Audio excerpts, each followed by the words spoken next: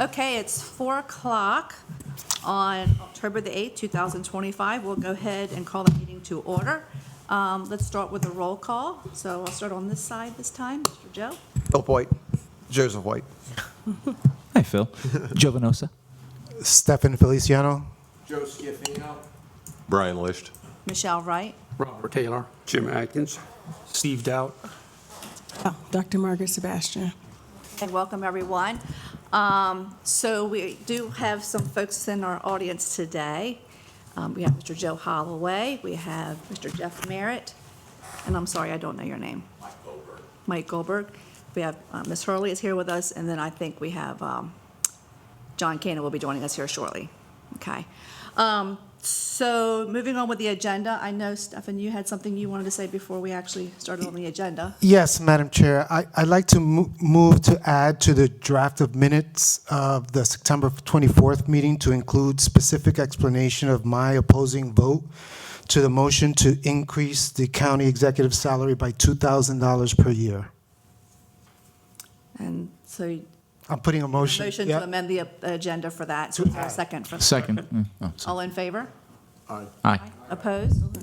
Okay, I'll open the floor to you to, So I formally oppose the motion to implement a $2,000 annual increase to the county executive salary for the next 4 years, which would result in a final salary of $115,000. My opposition is based on the belief that the county executive position warrants a more competitive salary, and I advocated for an immediate adjustment to $120,000 per year rather than incremental increases to a lower final figure. Madam Chairwoman, we listened to a lot of, we had a lot of discussion, we listened to a lot of numbers, and we took a vote, and I believe we should stay with the vote we took. further discussion. Is there supposed to be? This is a motion to include it in my rationale to the opposing view. So it's just to include it in the minutes. You want to, you want to go on record. Yeah. Correct. I I got it. want to go on record. Okay. So he just wants to be on record. Sounds good. And I know we had one response, so I wanted to leave that open to anybody else if they had a response. I'm fine with it being in the Okay. record, for All sure. right, okay. All right, Just See. for the record, I think you need a motion to approve the minutes before we amend them. Right, okay. I'll make the motion. Motion to approve the minutes with the inclusion of Mr. Feliciano's statement. second on that? Second. Any discussion on that? No? All in favor of approving the minutes with the amendment? Aye. Sorry. Aye. Yes. Okay. Opposed? All right. Thank you, Madam Chair. Okay, you're welcome. So next on the agenda, let me switch glasses so I can see. Discussion on legal opinion from the county attorney on salary increase for county executive, pending receipt of the legal opinion. We did receive, and I believe everybody received an email that Mrs. Hurley forwarded to everyone from Paul Wilbur, the county attorney.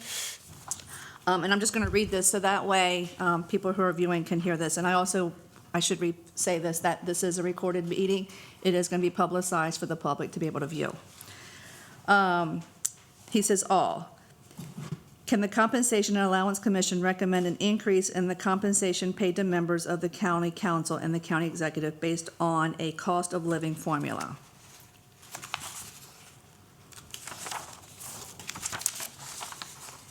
And the answer, the response to that was Section 204 and 406 of the county charter state that the Compensation Allowance Commission may recommend an increase or decrease in the compensation. In the context of the charter language, compensation would be the remuneration or wages given to an officer. Page 354 of Black's Law Dictionary. The commission's recommendation should be for a specific amount of compensation or salary. A specific amount of compensation is contemplated by the charter language, not a compensation formula. The commission could make a recommendation of increases or decreases of specific salary compensation each year over 4 years. While the commission does make a recommendation, any increase or decrease in the compensation must be passed by legislative bill with a favorable vote of a majority plus one of the county council. And that's from Paul Wilbur. Can I ask who Paul Wilbur is? He's the county attorney. Got it. Okay. So based on what we decided at our last meeting, we took the vote. The current salary for the county executive is $107,000. With what we're recommending to the county council would be $2,000 increase each year. So December of 2026, it would go up to $109,000. The second year, $111,000. Third year, $113,000, and the fourth year, $115,000. Okay, so just want to make sure we're clear on that. Now, I know, Mr. Taylor, you had some information that you shared with some folks. Well, I sent it, I think it's going to everybody, but Yeah. I think it needs to be noted that it's not really the charter that governs this particular issue, it's the Maryland Constitution. And specifically, it's Article 3, Section 35, and that says that essentially, I'll quote it, nor may the salary or compensation of any public officer be increased or diminished during his term of office. I mean, this is controlling. This is the state constitution. It can't be changed by the charter. Couldn't even be changed by state legislation. It's part of the Constitution. And that's really what governs here. Now, I don't think Paul and I differ as to this particular salary increase that you just mentioned, because in Paul's opinion, it says it has to be a specific amount. And $2,000 each year is a specific amount. So it would pass muster under his reading of the charter, and it would obviously also pass reading under the state constitution. Just a note, just a little bit on that, because there's a reference to COLA.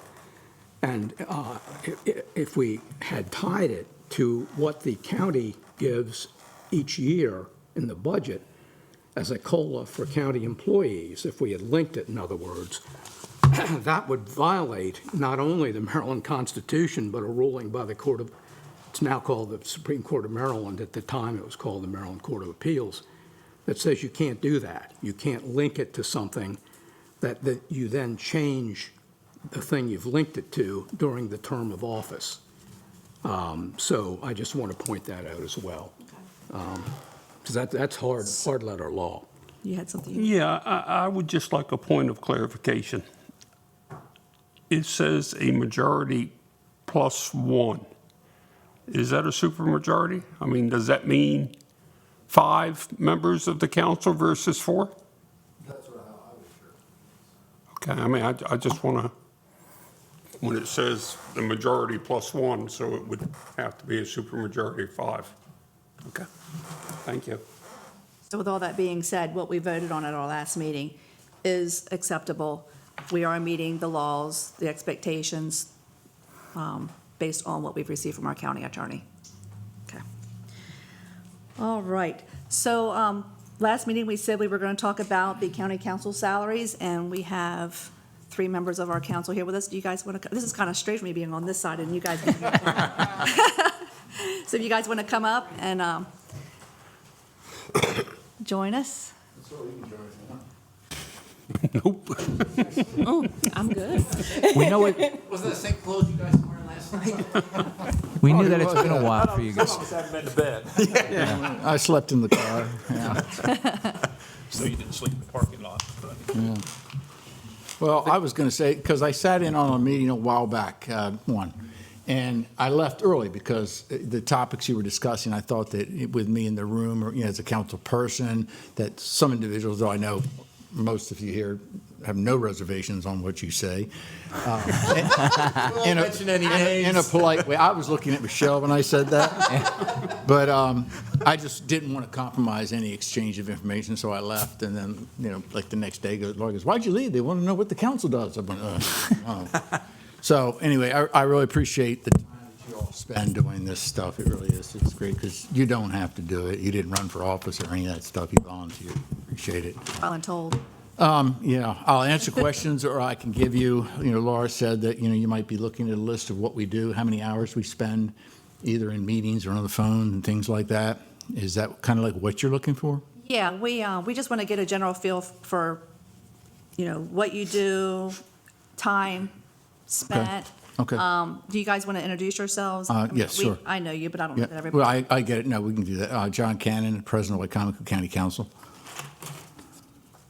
Jeff Merritt, Vice President of Wicomico County Council. Joe Holloway, representative from District 5. Thank you for being here. Sure. So Is it okay if they just answer those questions, and then if you have some follow-up questions, we'll take those? Great. Okay, all right. So John, you want to go first? Yeah, I will do that. I would have to begin by telling you that what I do every night before anything else, just before I go to bed, is I always check my calendars because I know there are going to be county issues tomorrow. 90% of that's what rules. In my day-to-day, in the real world with a real job, I don't have to pay that much attention to it because it's, day in and day out. But I have to specifically pay attention every night as far as what I have tomorrow to know what I'm going to be doing. And usually I'd say there's, 2 or 3 things that I'm going to have to do pretty much every day. I can get into more specific. I'll tell you, I wrote this down because I knew I was going to meet today. But here's what happened this morning, okay? 7:55, I'm on the phone to a council member for quite a while. 8:30, I'm talking to the county attorney. 9:20, I'm talking to a constituent. 9:50, I'm talking to Mrs. Hurley for the first time. Then I'm talking to a council member again at 10:23. I'm talking to the news media at 10:28, and then I'm talking to a nonprofit organization at 10:33. By that time, it's 10:55. So I've been on the phones from 8 o'clock to about 11 o'clock. That's pretty much a standard morning, so that you realize that. That's really no exaggeration. I did go into my calendar. there are about 32 events alone in a month. In September, there were 32 events that I was responsible to be at in one way or another for the month of September. We did take, I think that I average about 3 hours a day on the phone with county work. The number of phone calls a day, I can't tell you. I think I probably work about 25 hours a week on county council events. We did take the number of hours, other council members, I don't know if you need the names, but we had one who said they worked about 15 hours a week, another that worked 15 to 20, one worked 2, another one worked 20 to 25. So, and I can verify that, I'll tell you right now. As a matter of fact, it's probably more than that. So that's the time frame of the amount of time it takes to work on the council. And I've always said when people ask me, it depends on the person as to how much work they want to put into it.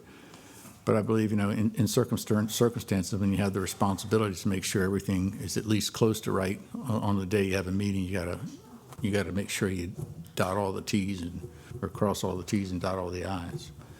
The only other thing I will give you is a breakdown of what I do, okay? So, and I can get this to you in writing. I'm sorry I didn't, but as a council president, I have to set the agenda with agenda meetings. We do that about twice a week. It's usually about a 3-hour meeting a month. I'm sorry, it's 2 meetings a month that we usually have to set the agenda. It's about 3 hours for each meeting. As a council president, of course, I have to prepare for meetings anyway. It's a lot of phone calls to council members, try to get a feel for what their positions are on certain issues, so we don't have chaos at the table. That's really the most important thing. And also with staff and the county attorney, a lot of time it's involved. Have to deal with the county council budget, the county council's budget on an annual basis, and then you have the 1 or 2 heavy months of dealing with the actual Wicomico County budget and the capital improvement plan. That's a lot of really in-depth reading and writing. We're going to be spending a lot of time at night going through a lot of the information. We go to volunteer firefighters meetings on a monthly basis. He does a better job, and he does a better job than I do, but it's every month that we go to that. That's after a council meeting, one of our council meetings, and then you go from there, and they don't get out till 9:30 usually. So it's rather lengthy, but it's always worthwhile. We always have meetings with volunteer meetings or events that we have to go to, whether it's the NAACP or whether it's the community foundation, things like that. We're required to go to those things for the most part. We have to have a presence. We have Chamber of Commerce meetings, and then we have ribbon cuttings. We have to go to groundbreakings and other holiday ceremonies, such as at the Civic Center during Memorial Day, things like that, whether it's government or whether it's local business. We have graduation ceremonies. We have parades that we have to go to. I don't know if you can count that as work, but we have parades that we're responsible to go to. I've been on the PAC 14 board. Currently, I'm on the Airport Commission, Local Management Board, School Building Commission, the Library Trustee Board, and the Farm Bureau Extension. Is that what it is, Farm Bureau Extension? And the Farm Bureau Extension. So those are the committees that I am on, as opposed to just being a regular county council member. We go to meetings with MACO and different conventions and their conventions that we have to go to. We don't have to go to MACO. During the session, we used to have to go to MACO every Wednesday. And it was a whole day. Of course, like everyone else, they've gone to Zoom, but it's still an obligation during the sessions. We have to deal, of course, with state agencies. Like we just did a full day of touring a park with the Department of Natural Resources and going down to the west side to their event to find out why we had a state park in Wicomico or why they wanted to do that. Those events do come up. We have Tri-County Council meetings, really monthly Tri-County Council meetings. The Tri-County Council is an agency that is economic development. It involves all three counties, Worcester, Wicomico, and Somerset. And as members of the council and the commissions, you are responsible to be at those meetings. And we make sure we attend all those. It's a lot of good work that goes on there. Then there are, depending on the council person, what you want to do, you have the obligation to go to municipal or town meetings or community meetings they might hold, like what the west side, they have community meetings, and you try to go to those as much as you can. I think I mentioned nonprofit events like Wicomico Clean. They do litter pickup. We're representative. He goes to all of them, every single one of them. I've been to maybe, I think, 2. Outside of that, there's other events. Yesterday I was at a town gown meeting with Salisbury University.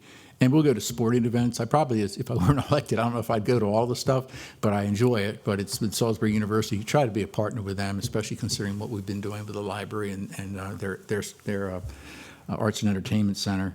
And of course, then you have the regular preparation and preparing for press releases, preparing for meetings, and preparing for interviews with the newspaper, with Salisbury Independent, or whoever may call you up and say, "We'd like to talk to you today."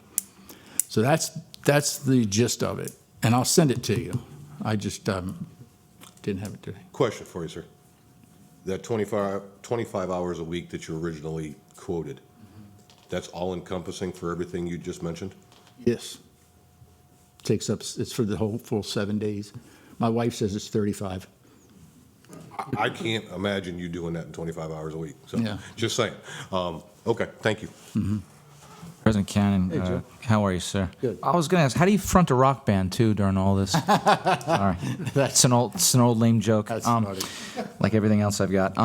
No, the thing I actually wanted to ask a little bit more specifically, obviously, you mentioned a lot of different numbers, and I heard in there that you said one council member answered with 2 hours a week? Yes. And then 25 seems to be the standard for someone in your position. So I guess the word here is discretion, right? There's a lot of decisions that a council member chooses to be a part of and then Right. doesn't. So I guess the question is, apart from why that kind of a wide divergence of an answer, is if you as the council president have these additional responsibilities, how do we determine sort of what is, I hate to put it this way, but what's the fluff versus the more essential things? Because what I'm concerned about is that some people might view going to Sharptown or Willards for a parade as a fluff thing. Now, I actually think it's a very important thing because it's tied to a lot of community issues. But I guess what I'm trying to get at is how can we best determine what is sort of an auxiliary duty and something that's essential? And if we can go down to the essentials of what should, in your opinion, as someone who's been on the council for quite a while, and obviously this applies to Mr. Holloway and Mr. Merritt as well, what are the most essential duties week in, week out that you know will happen? Well, that's a good question. I think you have to anticipate, or at least you have to have that expectation that you're going to get the 100% value out of that person when they're in that role. And I think you have to, base your salary commensurate to that. It's impossible for me to say, you have some council members that are only going to work 6 hours a week and others that are going to work 60. I think no matter how that may play out, you have to recognize that there is a responsibility. And there is a different level of pay structures for the president, vice president, and council members, and I think that probably is fair. And there are other council members, like Joe's here today. Joe goes to a ton of stuff all the time. So you might say, well, we're unfairly paying Joe for the hours he does because another well, that council person just isn't doing the job they're supposed to. But I think maybe your responsibility, as you may see, is to just try to find out what the average responsibilities are, what they should be really doing to be a good representative, and what you think the pay would be commensurate. I understand. Yeah. Thank you. Yeah. Yeah. It's a tough question because there's so much subjective interpretations of this. But we all sit at the table, and we all kind of know to a certain degree, and over the years, you kind of get an idea for how much work is put in and how much work isn't put in. But there's no control measures in place for that. Yeah, understood. Other than the next election. Other than the next election, right? Yeah. John, I have a thought, because both you and Joe Holloway have been on the council for quite a while. Mr. Merida, you're sort of a newbie. It's a rookie. But you've seen it for, what, 15 years, 16, maybe 18? Yeah. And it seems to me, because I was the attorney for the council for several years, the volume of work primarily push downs from above, usually the state, but to some extent the feds, and look at ICE last night for a recent example. But, the blueprint for education, you have to have a new ordinance out in a year on little houses, affordable accessory dwelling units, more and more stuff, the tier system, it's all coming down. And it seems to me that just that workload is going up. And maybe it's going up like this, not just in a kind of a straight line, but in a kind of a curve.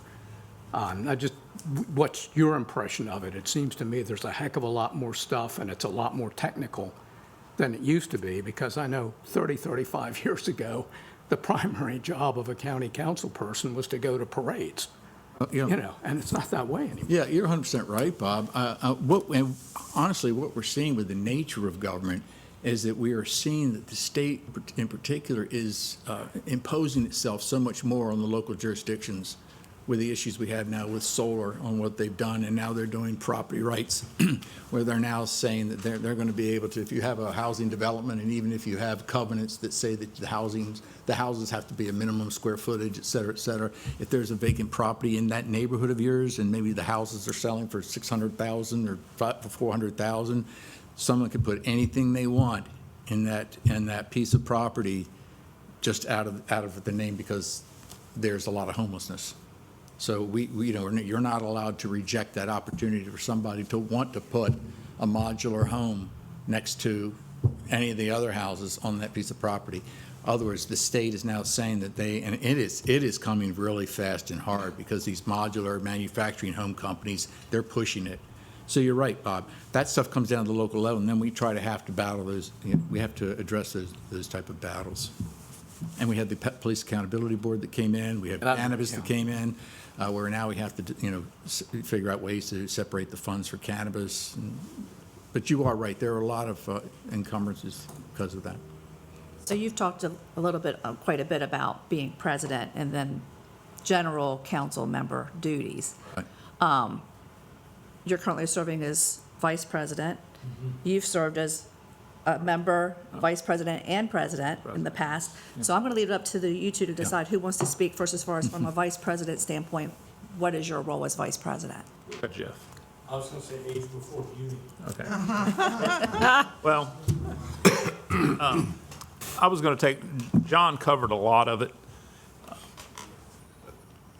I want to go in a little different direction. I'm going to read some names of some prior council members. Bill McCain, Phil Tillman, Henry Parker, Rusty Molnar, Dave McLeod, Richard Atkins, Stevie Prettyman, Gail Barkovich, Edgar Morris, Ed Taylor, Larry Dodd, Ernie Davis, Sharice Ample Hughes, Bob Culver, and John Hall. What these folks, they're all prior council members, what they all had in common was one of two things. They were either retired or they were self-employed, where they could dedicate the time from their business to do this job. And that's very important. This job should not be paid to where it supplements somebody to say that I'm going to be a county council person and live off the salary. I feel we're well compensated. There is more work when you're president. There's more work when you're vice president. More headaches with both, I think. Right, John? Catch a lot more grief.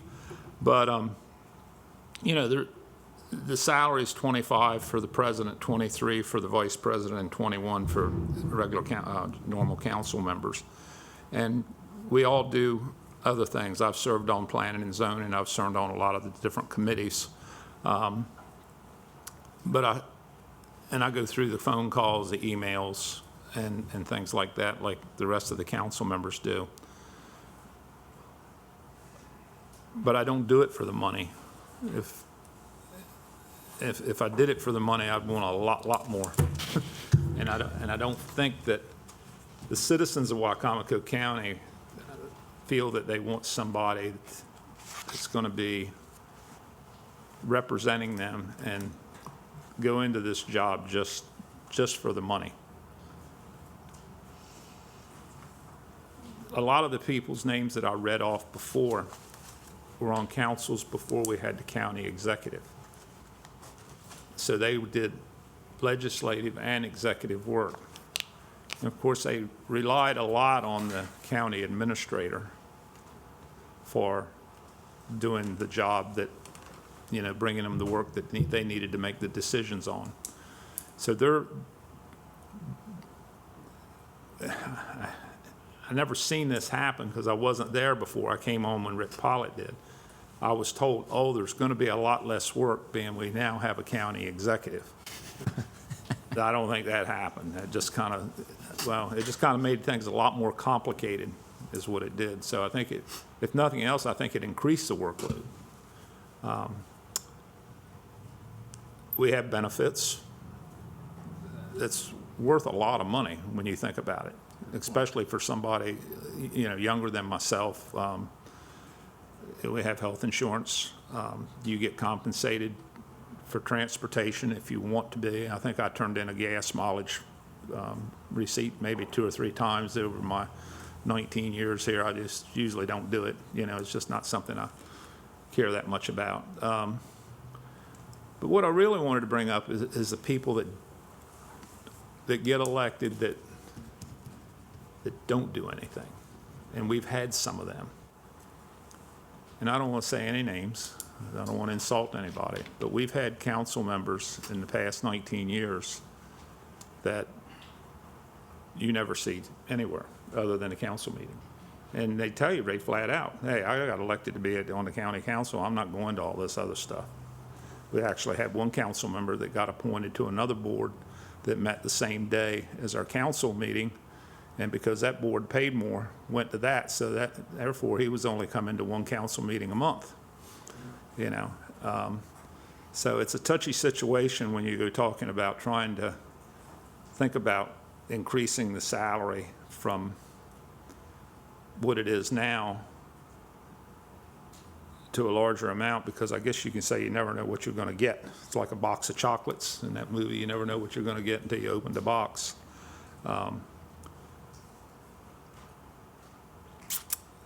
That's kind of, that's pretty much, you know, my take on it. The other thing I did want to bring up is, I know you've made your decision about county executive and you've got the decision to make about the county council. In 07, I think it was 06, 07, 08, when we went through the recession, you all based the raises for the county executive on so much a year. We actually had to do a reduction in forces, RIFs, what they call RIF. We had to lay people, I don't think we ever laid anybody off, did we, John? I think mainly we just went with retirees and didn't add anybody. We put a hiring freeze in, and we had employees not getting raises.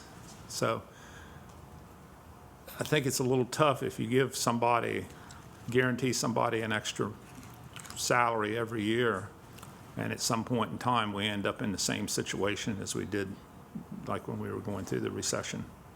I think that's kind of dangerous.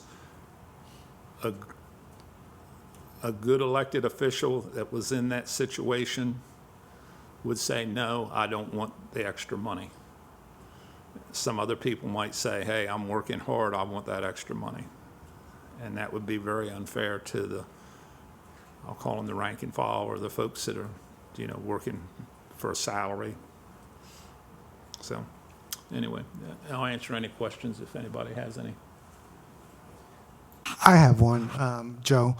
You first started saying that, you don't do it for the money, and I agree. In some cases, that you should be doing it because the love of being with the people, your constituency, and so forth. And I understand that your position right now is you shouldn't require money at all, or even a raise in your position. Would you feel that way if there was no benefits package? If it was merely simply free, meaning no salary, no benefits, no nothing, Would I do it? would you still consider the position? Probably for one term. That might be a good answer. Until he went to the hospital. No, I think it needs to be compensated. I really do. I mean, I'm not saying that we don't need, council members don't need to be compensated. What I'm saying is you've got that fine line there against people. John goes to a lot of stuff. I don't know if he's worth 25 a year or not. I put up with you. Yeah. That's But it comes to a point when is enough enough? I guess that's a good answer to that. I don't think I would do it for free. I really don't. Like I say, I might do it for one term for free, but I don't think I would pursue it. I didn't run again and again and again because I got paid, because I could make more money doing something else, for sure. The time I spent, I could do something else and make more money, so. I have a question for Vice President Merritt.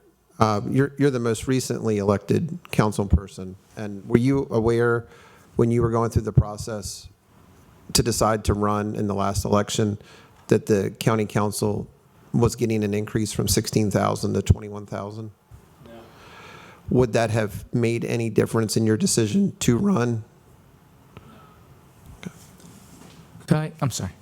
I didn't even know it paid when I ran for office. I didn't even know it paid, and I was shocked when they said, "Oh, you're going to get paid to do them." And I honestly, I was going, "Why?" Because I didn't know that you were supposed. And I didn't know there were benefits for like the first 10 years. I didn't even know that. So maybe there's a difference there, as you all were talking about, because whether you're self-employed or you're not, whether you might pay more attention to that. But, I agree with a lot of what Joe said. The benefits are, I think, a big appeal to a lot of people. Go ahead, Jeff. You. Joe, you got a question? Just a quick thing. It's kind of tying it all together. Mr. Joe, you had brought up a point that a lot of the folks that you read off on that list were themselves, as you said, either self-employed or retired.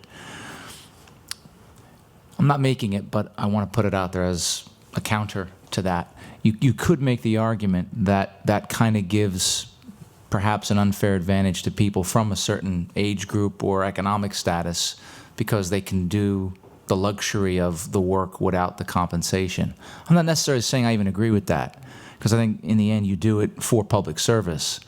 But I guess what I'm trying to say is, are we looking at it in a way where maybe we are kind of tipping the table a little bit in one direction if you think about it from the perspective of, okay, you're not doing it for the money, and in fact you shouldn't even think of it, but if somebody is going to do this, it is going to be time away from maybe their business or their other job or their family or whatever. So, again, I'm ranting now, but I think that other thing needs to be considered too. That's all.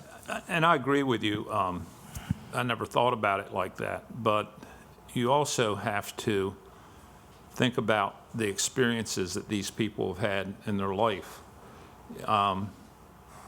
Most of them were successful. I'm looking at the list. Most all of them were successful. Look, this fellow is the nicest guy you ever want to meet, right? My last opponent was 18 years old. Yeah. He was, I ran into him one day, it was the 4th of July in Willards, and I said, I introduced I think he came up to me and introduced himself or whatever. I said, why do you want to be on the county council? He said, man, I didn't even know there was a county council till I've heard that somebody story asked me too. to run. And I'm thinking, wow, you know, and if I hadn't run, we might have had an 18-year-old, which nothing wrong with 18-year-old. Right, right. He didn't have any But- experience whatsoever. No, but that gets to my actual point, though, and this is where I think the conversation has to be considered. Let's be honest, that person was backed by his family's money. He had the resources to do it, Yeah. which, again, kind of gets into, who's attracted to the job. It seems to be people that either have the means or have the time. And I wonder if there's a sweet spot when we think of compensation, assuming if we go that direction, of how to mitigate some of those troubles. And maybe we can't. If you go with somebody that's working a full-time job, you'd have to restructure the meetings. Now, when I first got on the council, we met 2 days a month during the day. There was a big push from some of the citizens wanting us to go to night meetings. We compromised and went to one night meeting. Okay, so if you did that and you'd really have to increase the salary greatly to get to the point where somebody wanted to do it just for their only income, right? And that would mean you would have to restructure a lot of things, because if they're working, most people work day jobs, not everybody. Not only that, and I'm thinking of Laura here and our staff and other employees, something that probably didn't get thought out as well as it should when we went to night meetings is you have to have your staff on hand at nights, Oh, yeah. which means they're either going to get overtime or, what's the word? Comp time. So there's two sides to that. Sure, you know. sure. Yeah, absolutely, yeah. And I think life experiences, I'd much rather have somebody on the county council that's been in business for themselves, and what's the old saying, they've signed the front of the paycheck instead of just the back all the time, you know, so. I want to look down on this end of the table. Is there anybody down here that Real has any quiet down comments or there. questions? No. No. I mean, are you coming to talk to us to convince us to vote otherwise? Is that what's happening? I know what the otherwise was. Like, is there an outcome that you are expecting from sharing your opinions? I'm satisfied with what's being done now, Okay. myself. Jeff, I don't know how you feel. Are you satisfied? I think you have to understand one thing that comes into play. Yeah, to create a pay structure, I think that's worthwhile as a good gesture. But you have to realize something, that government's so much different than regular business, regular industry. You're going to have, you have 7 people that are going to be elected at the table. They don't have a boss. They don't have a boss. All they have to do is show up at the meeting. Turn around. They don't. They have people that know a heck of a lot more than you do, than we do, but they don't have a boss. So there isn't accountability for that person. So yeah, you're going to pay $80,000 a year if you want someone to be the CEO of your company or something to that, or your finance director. But that person has to perform every day, and you're going to be checking on that individual on a regular basis. Doesn't happen up here. Yeah. You're going to have one person here sleeping every day, and you're going to know that it's just actually working like crazy. Oh, yeah. So We've experienced increasing that. the compensation, you're going to say, well, let's pay them, $30,000 or $40,000. And such as what your dilemma was. One person's not going to work at all, and someone probably will work like a horse. So I don't think the money has to be the incentive, similar to what Joe said. I think someone that's coming in there because they want the benefits or they want the pay. I think the first initiative should be whether or not they want to do that job. And I think it may be counterproductive when you begin to start paying more. I think it's a different situation with the executive, because you're trying to get a higher caliber person, and an individual will have to literally leave whatever job they're doing to take on that role and still be able to adapt to the political arena. But I think with council members, it's a little bit different. It's a little bit different. Jeff Merritt, did you want to have any comments or anything you want to add? Yeah, so, Want to move over your mic? I'm the new guy. Sorry, Mike. I could see that you were thinking about it. Sorry. I'm the new guy, and I'll exercise that new guy status as long as I can. When I was thinking of running, I've known John for a long time. I called him and I said, what's involved in this? What kind of time constraints? Because, I got a fair amount of things going on, and want to make sure I can work with this. And, oh, you can spend as much time or as little time as you want. Okay, that sounds good. John has not gotten a Christmas card from me the last 2 years, and he's probably not going to get one this year. But all kidding aside, I didn't do this for the money. That actually never even crossed my mind. I just looked at it as another way to help the community in which I live. Being paid's nice, but it wouldn't cause me to not take the job. I have a lot of responsibilities working with John. We try and get coverage at all the events, the parades. Sometimes we have to divide and conquer. John goes one way, I go another, just to have council representation at different things. Last night was a 6-hour council meeting. Today I've gotten, just got another one about 3 minutes ago. I've gotten 35 287G emails today. Now, I'm not exaggerating. So being a businessman, in my mind, an email commands a response. I have to respond to every single one of those emails, including all the other ones I got. So does that take time? Absolutely. We could not do what we do, and I'm not saying this because she's sitting behind me, without Laura, Lynn, and Angeli, our internal auditor. They do a phenomenal amount of research for us. In my opinion, they do the heavy lifting. We ask them a question, and next thing you know, we get a stack of data that we have to look through and make decisions on. So it's definitely a team effort. I've learned a lot from these guys. Don't always agree with them, but I've learned a lot. I mean, being on the job, any job, for 18 years, you obviously have the experience. You've done it, seen it, lived it, and stuff like that. So I am the beneficiary of that experience.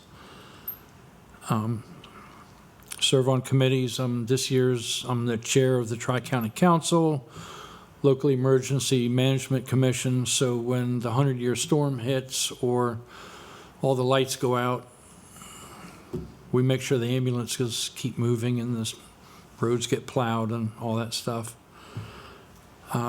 Twice a year we have to go to Mako. It's a 3-day event in Ocean City or Cambridge, depending on what time of year it is. There's time there. There's a fair amount of time involved. I think I wrote down 20 or 25 hours, which is, you spent 6 hours last night at that meeting. So this week it might be 30 hours from me. That's on top of a full-time job and a few other things going on. So I think the reason we do it is because we want to help our community. I don't think anybody does it for the money. Maybe the benefits are nice. Money's nice, but I don't think the money's a deal breaker. But I'm happy to take questions. If they're hard, I'll defer them to these guys. Anything down this way? Any questions? Anybody down here have any questions? Yeah, I have another question. Since it's not salary, it's not benefits that really compel you to stay in your jobs, what of the 3 areas of responsibilities that each of you have, we'll label them legislative policymaking, financial oversight duties, and representative, like constituency. Which one keeps you here, keeps you coming back? Constituency services. Somebody asked me one time, how the heck you get elected? I said, well, when the phone rings, I answer it. And I first thing I tell somebody is I can't promise you anything, but I will come look at what your problem is and I'll address it. I think that's the biggest one for me. Financial oversight is something that I have tried to really pay attention to. The policy part of it, I'm more angry half the time than I am happy about all that. But anyway, so the constituent services and the financial part of it is what keeps me here. It's what keeps me interested, so. I'd say for me, it's more general. For me, with just my personality, it's more like the challenge of all those combined. A lot of people do, like, I think inherently, are attracted to solving problems. And you have that opportunity. You have those opportunities that you would not have in a regular environment, and so many other aspects of it. And the real plus side to it, such as Joe says, is that, where you are, you would never have the opportunity to meet as many people as you do. And I didn't realize that was going to be part of the benefit, but you don't realize how many people that you actually learn to meet and that you grow because of that. That I think that's really what's very enticing about it. Salisbury Committee is holding a campaign lesson. I think those are some of the things I would pass on to prospective candidates. That's the most rewarding part of it. For me, I think it's a toss-up between constituent services and financial oversight. I enjoy working with people and helping them through whatever is keeping them up at night. For every problem, there's a solution. I kind of go by that. The financial oversight, that's interesting because I've been in the business world for half a century. So I live and die by the balance sheet and P&L, profit and loss statements and whatnot. And, last night we spent $184,000 on dirt. I scratched my head. I question a lot of things. Laura Hurley will testify that I am the king of questions. Most of them are dumb, but I'm going to ask them, especially when it involves money, which ironically is not mine, it's taxpayers' money. But in this position, we have a responsibility to the taxpayers to manage that money properly and get the most out of the money that we can. So when we see that money might be not being used properly or being wasted, we want to raise our hand and go, hey, what's up? Why is this being done this way?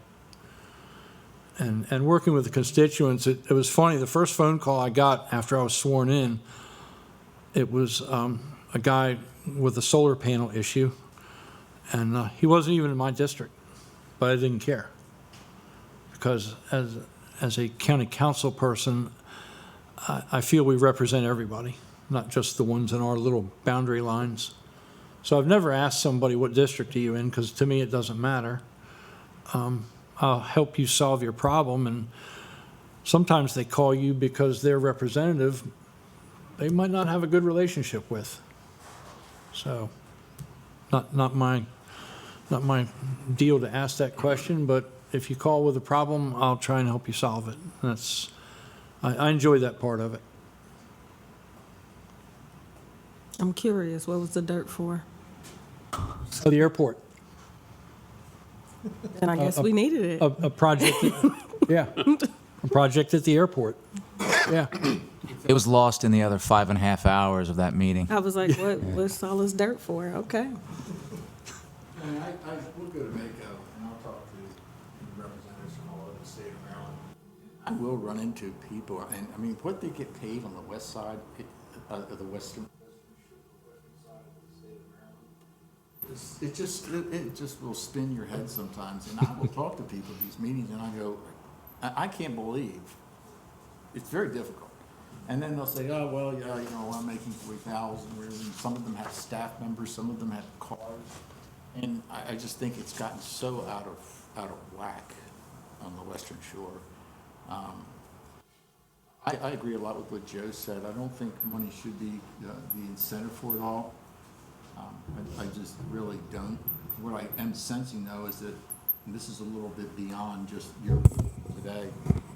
But I think that the council as a whole is going to have to try to evaluate a little more carefully how we have staff to assist us, or how we maybe could make better inroads to make it so that the department heads are more accessible. This is more like charter discussions than it is for this. but we're finding out quite often that we have so much more of a workload because it's very hard in many circumstances for the council to get the information that it needs, especially if the decision we're making might be in conflict with the executive branch. Because if we need to go to planning and zoning for something, or if we need to go to roads for something, we may not always get the information we need. And that makes 10 times more work for us.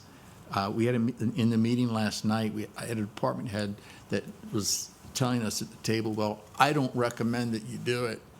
And I said, well, you're the only person that we can reach out to because you are in charge of the department, or else there's another department we might have to go to because you have the wherewithal to do this job and we don't.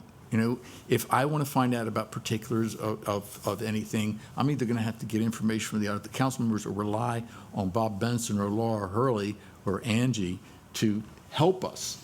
And when it comes budget season, we are up against it. You have a very small group here with limited resources trying to rehash what the rest of the county may choose to do, whether it's the legal department, whether it's the finance department, whether it's planning and zoning. So there is a real imbalance right now in this county as far as that's concerned, whether it changes with the individual that may be in one office or another, I can't say in particular. But I always feel like we're doing everything we can to try to do it on a shoestring hanging by our fingernails to try to figure out what the best solution might be. So that's a general. So I have one question, and it's really geared towards the two of you because you've been on there so long. Me? Both of you. Oh, okay. If you compare how things were 10 years ago or 15 years ago to today, is it more challenging? Is it more requiring more of your time? Do you find it more difficult, or is it the same? I'll tell you just exactly how I feel about that. I find it to be more challenging, more difficult because of who we have in the office in 303 that's causing us all the problems. And that's, He's 100% correct. And it's probably been, we had our challenges with Bob. Bob was a country boy that was used to doing his own thing. And, when you're self-employed, if you want to paint that wall, you go buy the paint and paint it. Okay, when you come into government, you got to study it, then you got to bid it, then you got to get agreement on what color you're going to paint it. Bob wasn't that way. Bob was going to paint the wall and then tell you he painted the wall. And that was our issues with Bob. It was a little challenging, but it wasn't as bad as what it is now. It really wasn't. I mean, I parked in the parking lot 2 or 3 weeks ago. I was early to a meeting, and we start getting emails that I'm stalking people because I'm sitting in the parking lot on my phone. It's just one thing. It's a big joke, isn't it, Jeff? We wait to see what's happening next. What's going to happen next from next door? And that's how much is that worth? How much more are you going to pay us for that? But and I'm not. So from a community standpoint. Pardon me? From a community standpoint, dealing with the public, dealing with the needs, trying to meet the expectations of, what resources we have now versus what they were 10 years ago. Do you find that to be more difficult, more challenging now than it was 10 years ago, or the same, or less? Our budget's gone up $100 million. Mm-hmm. We went from, what is it, 100 So that's a good thing, right? 119 million to, Is that a good thing?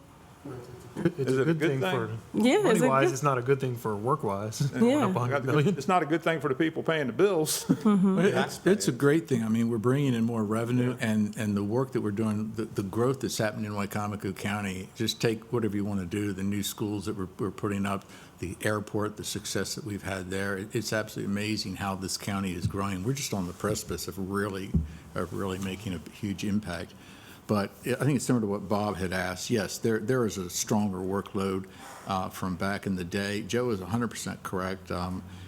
We both came in when Rick Pollitt was in. Rick was the Democrat, and I couldn't care less about a party affiliation at all. But it was so easy to collaborate. and it made things so easy. So, but as far as how you know, whether you're going to adjust your pay based on that, you can't. But it is similar to what Bob said, that there's there are a lot more obligations that we have, and as we grow and as the budgets get bigger, there's so many more projects that we are dealing with on a regular basis.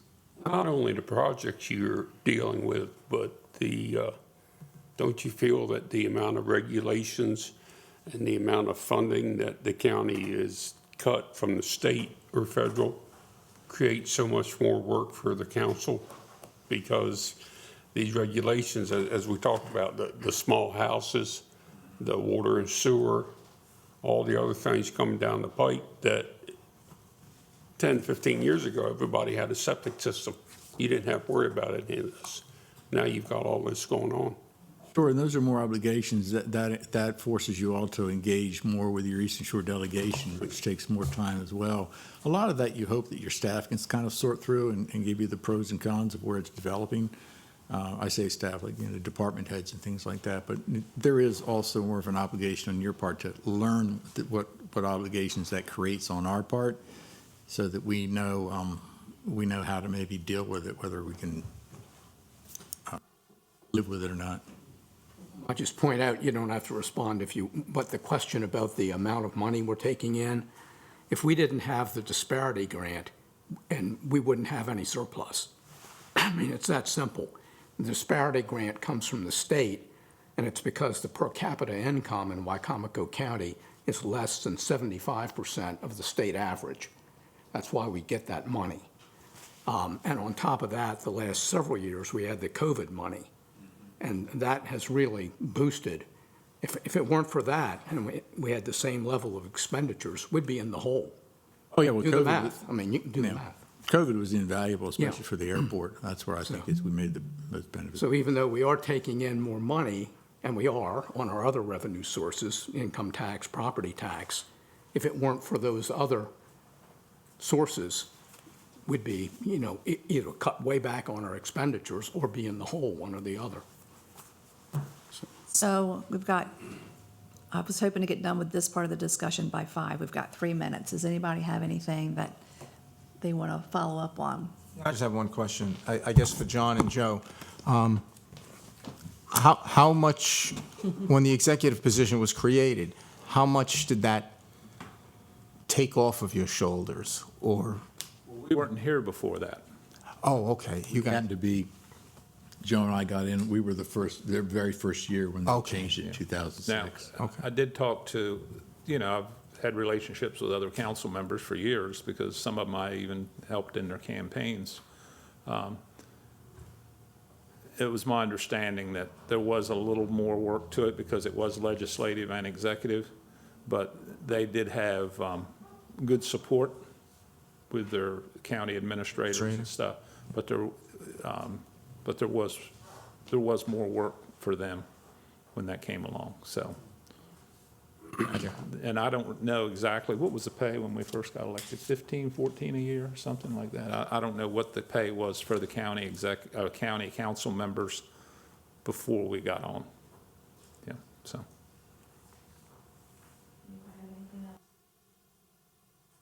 Thank you very much for I taking didn't the get a time chance and to answering. thank you all for what you're doing too. It's great that you, We're working through the process that yeah, we've been doing charged to do. a great job. Yeah. It's either this or cut grass, so. Thank you, thank you. Thanks again. thank you. Okay, I have a couple of things I want to hand out. See y'all. Take See you one, later. pass it around, pass Thank it you, down, thank you very much. please. Thanks for coming on.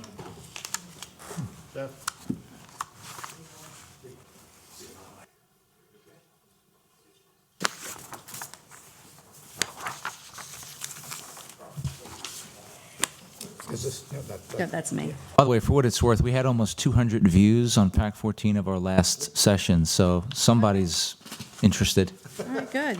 Yeah. All right. I think that was me just watching. Oh, yeah. That's how we get our viewership numbers up. Yeah. Do I have enough? I think we should have enough for everybody. Mrs. Hurley, I have copies for you as well. Let me have one of those, please. Needed one or the other one? There's that. No? Okay. So, Oh, thanks. I thought this might help with part of our discussion.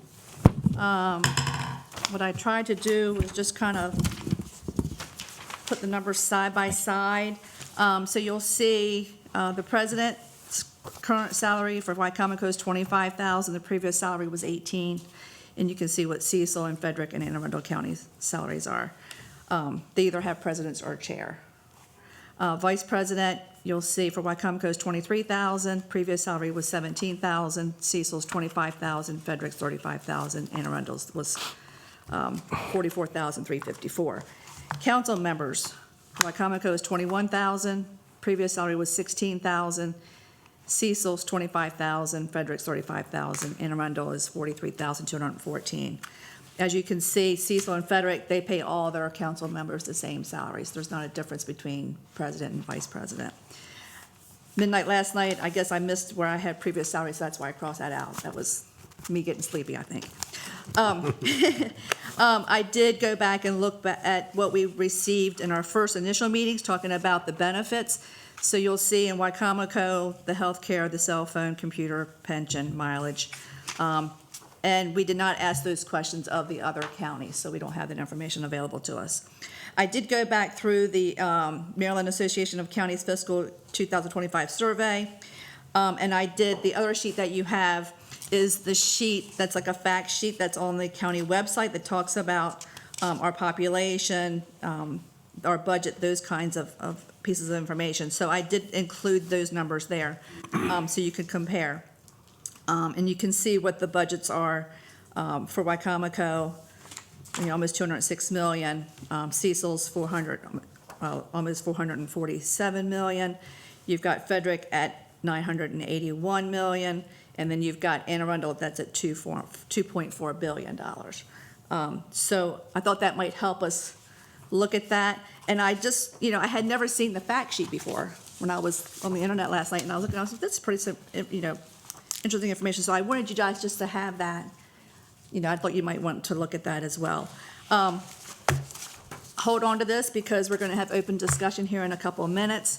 But I did also want to take time to give you some information on the sheriff.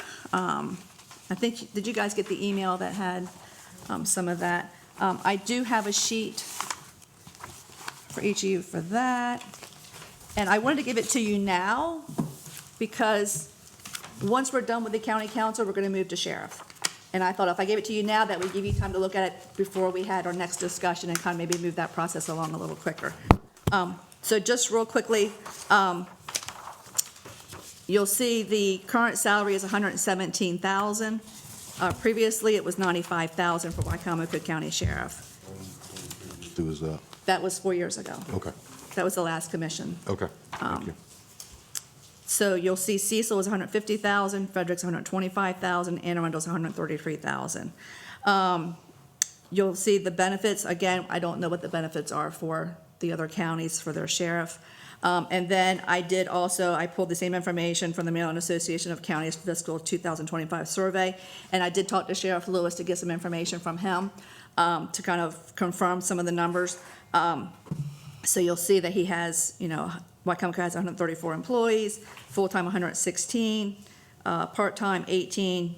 You see what our population is. And then Sheriff Lewis gave me information as far as different divisions that he oversees, how many vehicles, different things that they do, whether it's, issuing protective orders, whether it's evictions, whether it's providing security for court judges if there's something going on and they're getting threats.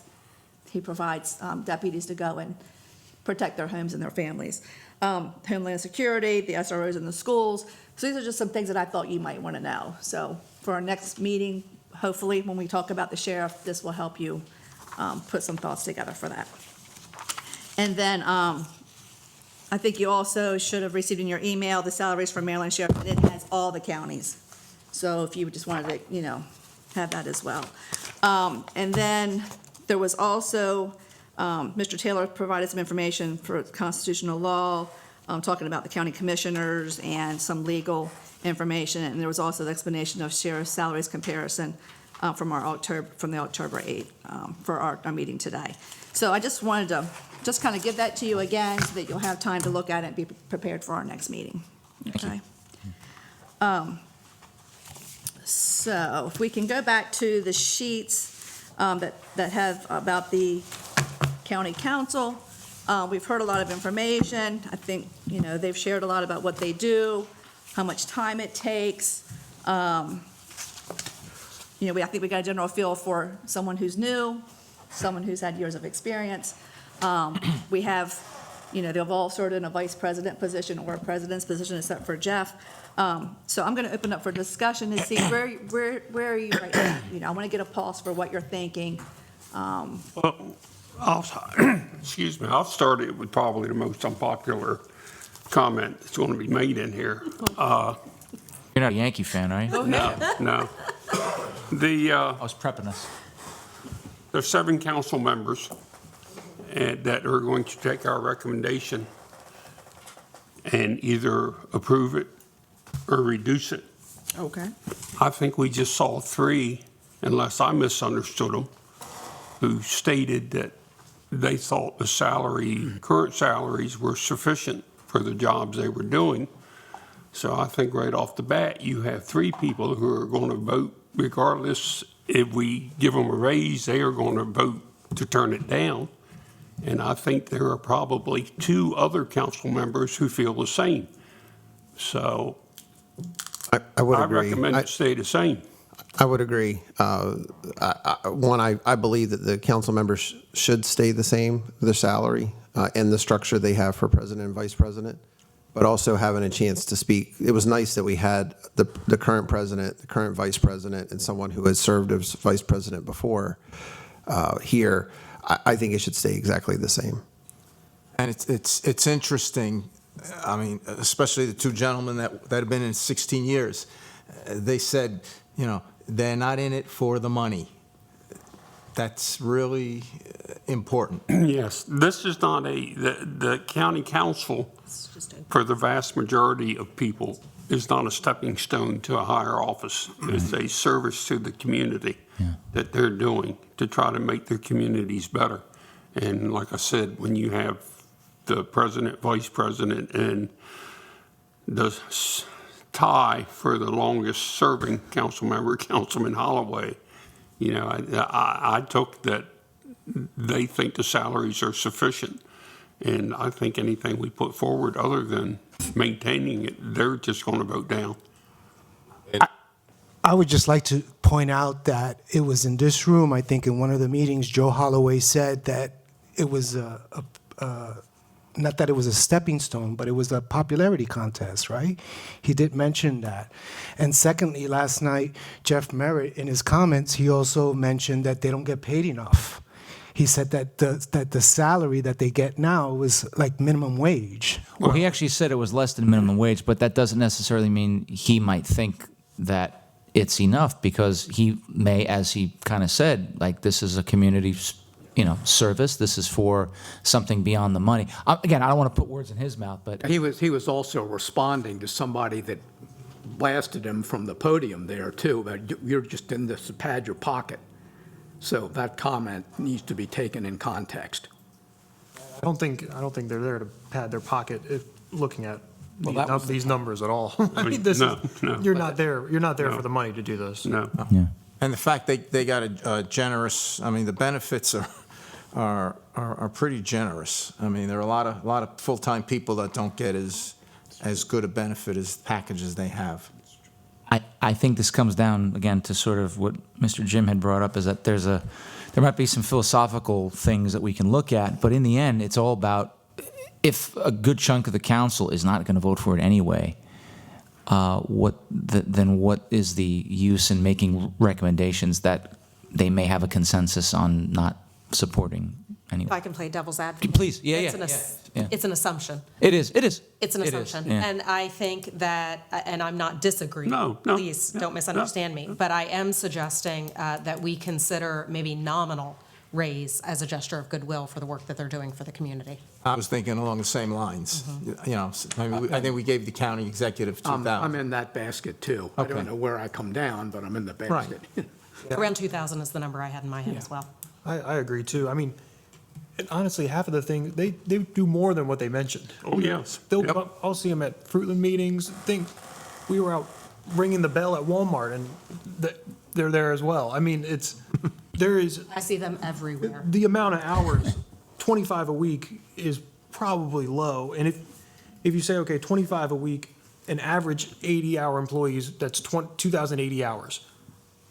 They're over half. So they're already over a half part-time employee. That's based on 25, so they're probably doing more. I mean, 3 hours a morning of phone calls for 5 It's days a week is crazy. 15 hours alone. And I see John at library meetings, SWED meetings, ribbon cuttings, just I mean, everywhere. That's a lot of work. And Joe as well. So I just don't think that's a great representation of the amount of time they're spending. Is there a motion on the table to make an agreement now, or?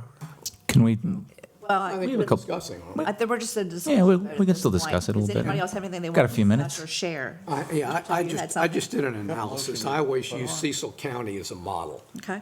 And so I've compared the salary of the council people in Cecil to the county executive. It's 25 and 98. So that means that the county council gets 25.5% of what the county exec does there. Here, it's 21, currently, it's 21,000, and the exec gets 107,000. So that's 19.6%. So that's somewhat out of whack. But let me continue. If we go to 115,000, which we've approved for the county executive, and then keeping that 25% ratio, it would have to be 26,750 for the council members here. I think some increment of raise is appropriate. Now, I don't feel as strong, it's not a hard thing. I'm in the basket, but I don't know where I come down. But that's just a suggestion. well, one other thing to consider too, and I guess in my head I've been calling it the 2-hour factor, is, as President Cannon said, and Mr. Holloway too, if there have been council members that effectively don't do anything beyond go to the meetings, does that not also, because again, and I totally understand, and I agree with that. I'm kind of looking at the other devil's advocate point is, if you take that, if you take it at their word, right, and they only are, let's say, hypothetically, here for 4 hours a month, and you divide that, or try to figure out what $21,000 a year is for 4 hours of work a month, it looks a bit different than somebody who's going all over the place. And so it's a tough decision, but that's part of the challenge. You've got people that are really doing it, I think, for the right reasons with a lot of activity, and then there's the possibility that there are people who are going to get elected and do essentially nothing but the bare minimum.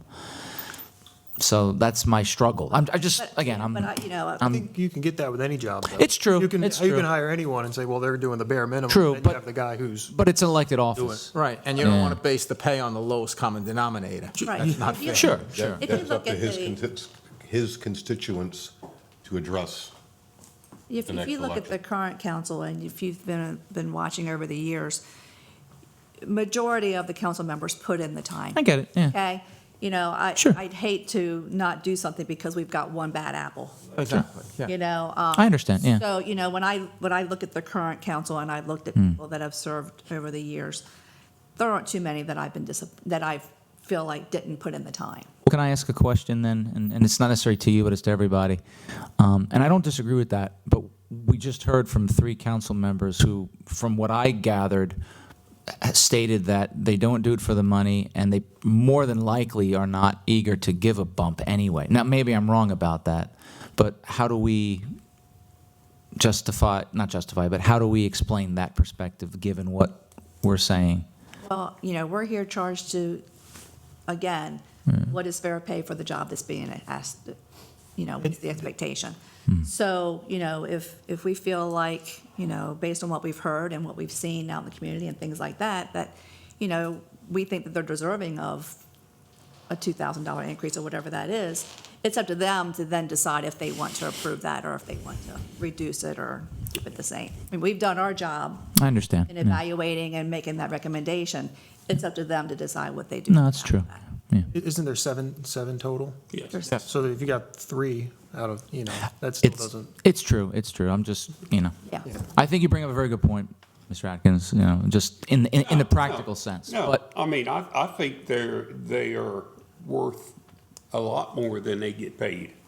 I just know from personal conversations with many of them how they feel on this issue, and I'm just trying to eliminate the problem, but no. And I'd also say, as an elected position, taking the position of, I want more money, is never gonna, I don't That's think that'll never come gonna gonna out of fly. anyone's mouth, but the work, you can clearly see the work they do is, 25,000 a whole year, 21, 23, 25.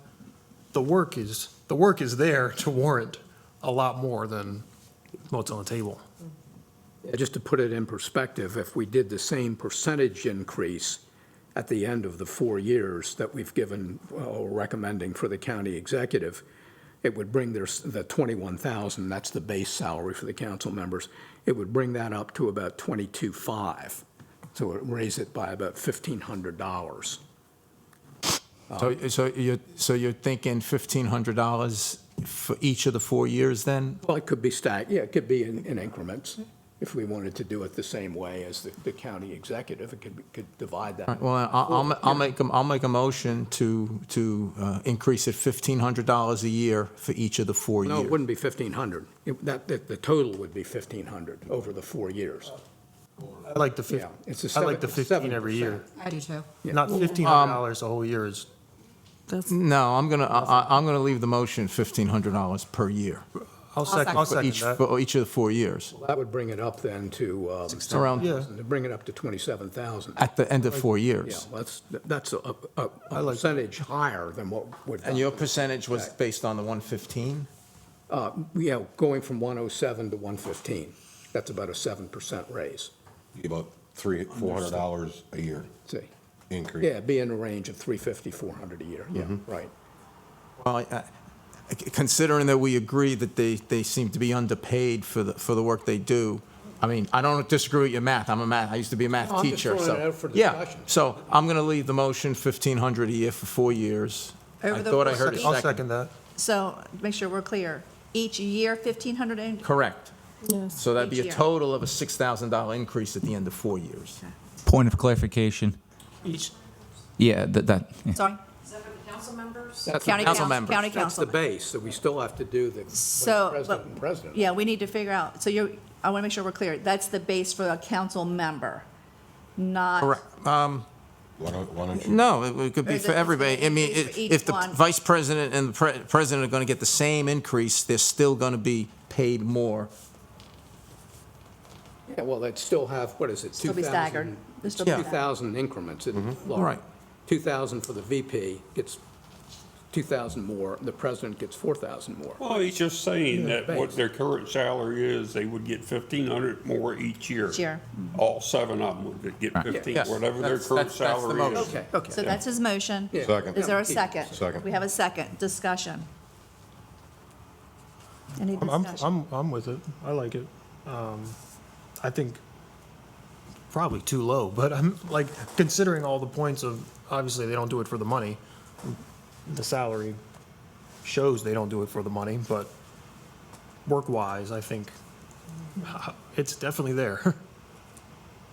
Well, and is it a good number, which it may very well be, to get the naysayers for no raise to go, okay, we'll take this. That's about a 28% That's you? raise. Is that you? Just to What? put it, For the, give you an idea. well, you're the one. At the end of 4 No, years. Will this get you to, Yeah, right. do you like the 15? I'm abstaining. Oh, okay. So we have a That's it. motion, we have a second. You're at, I want to go ahead and make sure we have a discussion and that everyone's had a chance to voice their thoughts. Well, 28% increase. We just had a meeting in here last night about part-time employees who were not included in the last budget cycle for increases. I guess I'm trying to look at it on the principle. I understand and I agree that what they're paid right now isn't necessarily commensurate to what they do. On the other hand, that's quite an increase if you step back and just say it like that. We're giving a 28% increase to the council on a job that, again, as some have mentioned, might be done a couple hours a month for people that might be elected for the wrong reasons. I don't know if morally I can support that. And the last time, it went from, this is the base now, went from 16 to 21, which is close to what that's probably. 33%. Yeah, it's close to, yeah, not quite 33%, but close to it. So, I don't know, I think the 6 is too Well, high. and keep in mind that they can accept it, reduce it, or keep it the same. I don't think we can determine anybody's intentions for how they do the job. Like, it sounds great to introduce that, but like, people get into positions and they may or may not have the capacity to do what they said they would do. So, It's been known to happen in politics. most of the time. But I think I appreciate you saying that, because like when he went through the list, I was like, that's interesting what he would be doing with his time. And I never asked, like, so what's your other job? I don't know that. I didn't want to introduce that into the conversation. We are focused on the job that he's doing, that he is showing us, like, this is my priorities. So regardless of the person that does 2 hours, maybe that's their capacity. His capacity is 25 or 30. So I'm going to call for the vote. Sounds good. Okay? So all in favor, aye. Aye. Aye. Opposed? Nay. Nay. Okay, and we have, Ms. Hurley, you have the nays. You want to do a roll call? Want to do a roll call? Nay. Nay. Yes. Yes. Yes. Nay. Abstain. Throwing a curveball over here. I'll go Like, yes. what? What's happening? Yes. Yes. So we Madam are- Chairman, just like Mr. Feliciano did, I'd like to enter in, I would, my nay is for it to stay the same. As is mine. What was the difference? I wanted it to stay at 21,000. So I had 3 noes, right? 1 abstain, right? 1, 2, 3, 4, 5, 6. 6 say yes. So we're going to move forward with the recommendation with the $1,500 a year over the 4-year period. Okay? All right, thank you, everyone. Thank you. We have a few minutes left. Again, thank you so much for what you've done so far. We've gotten the county executive done. We now have the county council done. So our next meeting will focus on the sheriff's department. Please take this information. Do you want the sheriff to come in for next meeting, and do you want to hear from him? Fine. He's always entertaining. If he wants to come in, Why bring him in. Bring him up. Yeah. Okay. Can I say something about your number? Bring the past sheriff. Put him on a time limit. Would it also be worth I don't know, and this might be too far-fetched, but asking Matt Christofoli from Worcester County, does it help to see what, because we're comparing other counties and what their roles are? I'll leave it up to the group to, Does he have the charge of the jail, unlike here, or is it No, similar? I don't think so. I don't think on the Eastern Shore they do. Yes. If we were going to invite another one, I would rather have in the same. Okay. It would be different. Actually, I think you have a good point. I'm going to withdraw that comment. Yeah. Yeah. so, Mrs. Hurley, if you can ask Sheriff Lewis, if he can come to our next meeting. And then, did you have something you wanted to say? I know, I was just wondering, based on the meeting schedule that we have, do you think, I believe our last meeting is scheduled for November the 5th. We don't have anything scheduled after that. Do you think that we will make it, or do we need to add another meeting? We may need to add another one, but I think if we can get through the sheriff's discussion next meeting, then we can have a wrap-up on the 5th, fingers crossed. Sounds good. Because we have to have everything to the council by what date? It's 15 days at the beginning of the 4th term. December. December, It's like the middle of December. Yeah. yeah. So, did you want to set the date just in case and have it set? I won't be here on the 5th of November. Okay. Oh, okay. What do you want, a medal? I was like, what's happening? I know that if we're going every 2 weeks, the 19th of November, which is the week before the Thanksgiving holiday. So if we are thinking every 2 weeks, that would be our, Or if we needed to, we could bump it up a week if everybody would be okay meeting the following week if we need it. the 12th. 12th. That, The way Actually, we're going, the way we're going, I don't think we'll need it. yeah. The 12th would be better, I think. I think the 12th would be. When is So the next? tentatively plan The for- next one is the 22nd of October. So you're thinking November the 12th, I should reserve as. November 12th, 1955. I may be virtual on that date. I'll have a hard stop. Okay, all right. Mr. Taylor, you had something you wanted to Yeah, just a add? few comments on it. I mean, this is the list you just passed out on the sheriffs. Anne Arundel County, I would just take it off, and here's why. They don't either do general law enforcement or jail operation in Anne Arundel County. That's why they only have 103 people. They just do process service, courthouse security. You know, it's Okay. completely different from here. Okay, I went on the sheriff's website 2 weeks ago here, and he lists all the employees, and at that time, it was 105. I got that number off of this survey here. Okay, I'm just mentioning that that's right now on Mike Lewis's website. I understand, but I just So- wanted to pull the data off the last survey that we had, so And- that I was using those yeah, numbers. and- I didn't want to skew anything or miss. And in Frederick County, I think you may not have looked at the jail staff. I went on their website, I'll go on again and check, but I got 2 weeks ago 570 employees. in Again, I Frederick pulled off County. the survey that we were given Yeah, earlier see, on, that's, so. you might want to look at their actual. We can bring that up at the next Yeah. meeting. Okay? Nice to see. Does anybody else have anything else for today? Nope. Thank you. Thank you, Madam Chair. Okay? All right. Motion to. Great discussion. Motion to adjourn? Motion to. Second. Second, all in favor? I- Aye. Thank you so much, everyone.